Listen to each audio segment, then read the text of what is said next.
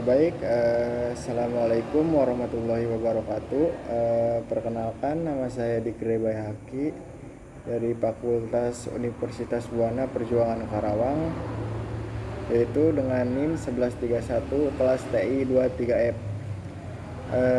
Di sini saya akan menjelaskan mengenai mata kuliah, yaitu proses manufaktur yang diampu oleh dosen saya, yaitu Kopatur. Kemudian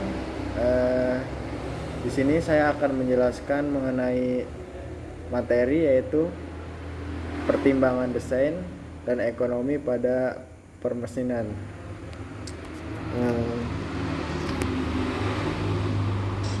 Teknologi.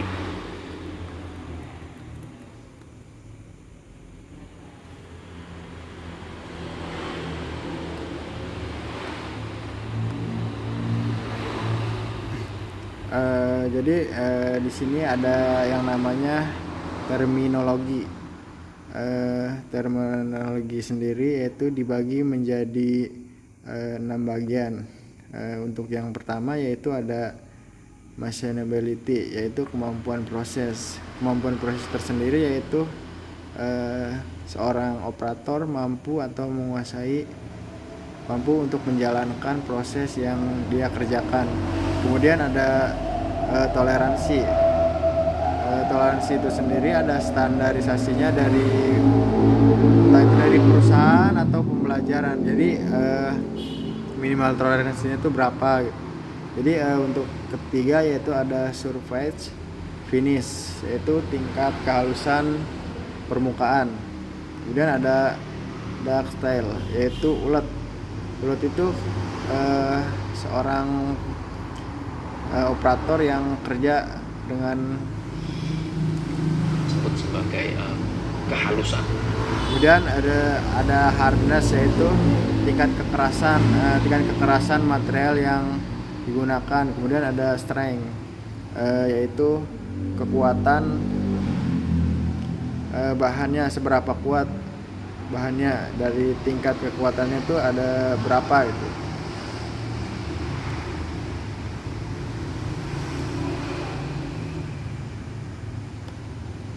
Bisa mudah, bisa sulit. Di sini ya ada kemampuan proses. Kemampuan proses tersendiri yaitu dibagi menjadi 3, yaitu kemudahan material yang dipotong, yaitu menggunakan pahat dengan parameter pemesinan tertentu. Kemudian ada kriteria yang digunakan, yaitu yang pertama ada umur pahat, gaya dan tenaga. Kemudian ada kehalusan permukaan. Yang terakhir ada kemudahan pembuangan gram atau chip disposal. Kemudian yang terakhir ada pengujian kemampuan proses yang dilakukan dengan membandingkan pemotongan material terhadap pemotongan material standar, yaitu steel W1112. Yaitu ada 3. Yang pertama ada satuan ukuran, yaitu tingkat performa atau rating, bisa disebut dengan MR. Kemudian yang kedua ada MR lebih besar dari 1, yaitu mudah untuk dipotong. Kemudian ada MR lebih kecil dari 1, yaitu sulit untuk dipotong.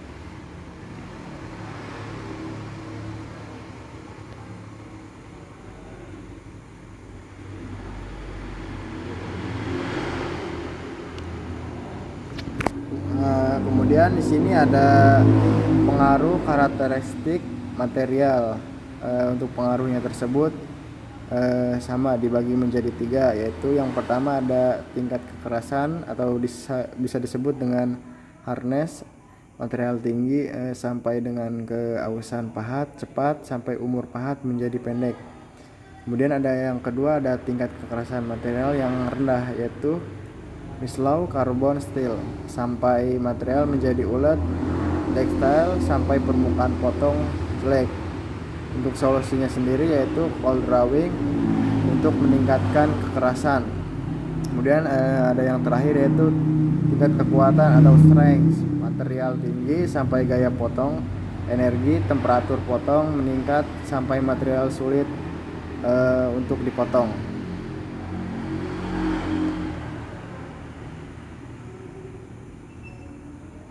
Eh, Kemudian ada pengaruh karakteristik kimiawi material, yaitu ada dua. Yang pertama ada kandungan karbon yang meningkat sampai kekuatan dan kekerasan meningkat sampai kemampuan proses sangat menurun. Proses. Kemudian ya yang kedua ada kandungan manganes dan nikel meningkat sampai kekuatan dan kekerasan meningkat sampai kemampuan proses bisa menurun. Prosesnya menurun untuk memotong dan sebagainya. Yang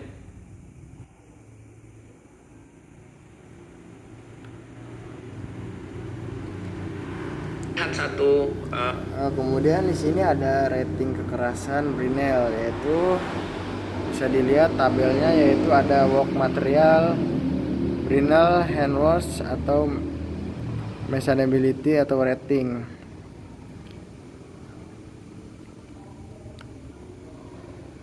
Di sini ada bus wheel yang disebut tadi B1112, yaitu sampai 180 sampai 220. Untuk machinability ratingnya yaitu ada 1,00. Untuk low carbon cement yaitu 130 sampai 170. Untuk machinability ratingnya yaitu 0,30. Kemudian ada medium carbon state untuk Brinell handwash nya yaitu ada 140 sampai 210. Kemudian untuk machinability ratingnya ada 0,65 dan seterusnya. Jadi seperti itu, bisa dilihat teman-teman tabelnya. Jadi tingkat ke maksimalnya itu sampai berapa gitu, sampai tingkat kekerasannya berapa, tingkat toleransinya itu berapa, ada 0,5. Itu bisa disebut tingkat toleransi.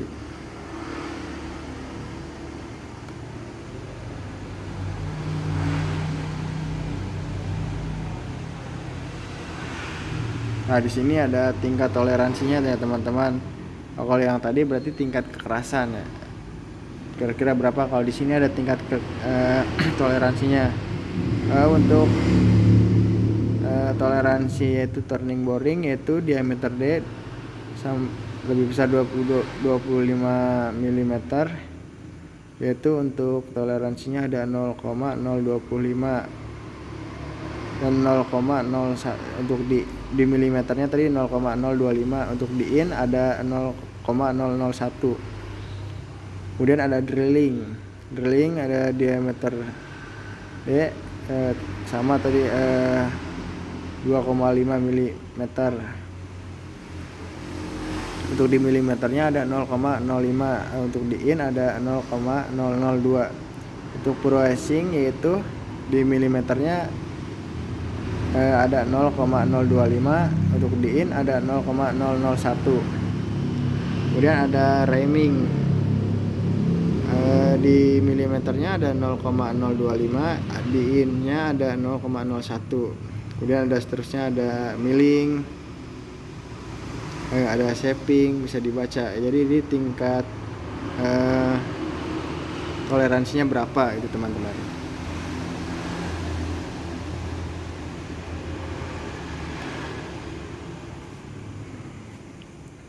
Di sini ada grafik related cost atau FAT, tingkat toleransinya berapa.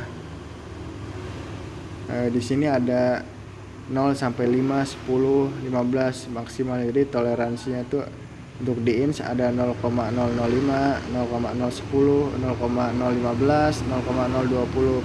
Kemudian ada tingkat toleransi dari milimeternya itu ada 0,125, 0,250, 0,375, 0,500. Jadi ini ada toleransi dan biaya manufaktur. Kemudian ada faktor geometri pada kehalusan. Ada dua, yaitu jenis operasi pemesinan. Yang kedua ada geometri pahat dan kecepatan makan atau bisa disebut dengan feed.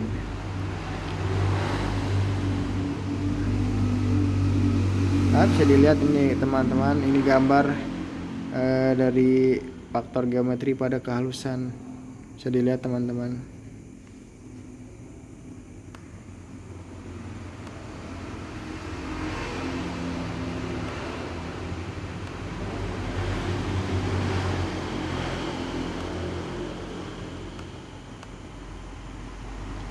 Kemudian di sini ada faktor materi kerja pada kehalusan, dibagi menjadi 5 bagian ya teman-teman. Ada yang pertama ada pengaruh wheel of head, yaitu bisa disebut dengan buih yang terbentuk pada ujung pahat. Kemudian ada geram yang bergesek kembali dengan material, ada material yang robek karena sifat material yang ulet, crack yang terbentuk karena sifat material yang utas. Kemudian yang terakhir ada friksi antara tool plank dengan permukaan baru yang terbentuk. H ya, yang terbentuk pada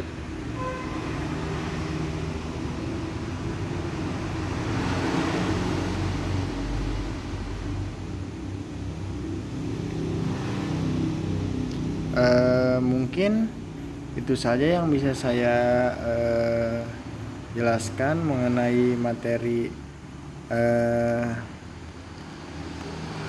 proses manufaktur, yaitu pertimbangan desain dan ekonomi pada pemesinan. Mungkin kurang lebihnya mohon dimaafkan. Wassalamualaikum warahmatullahi wabarakatuh.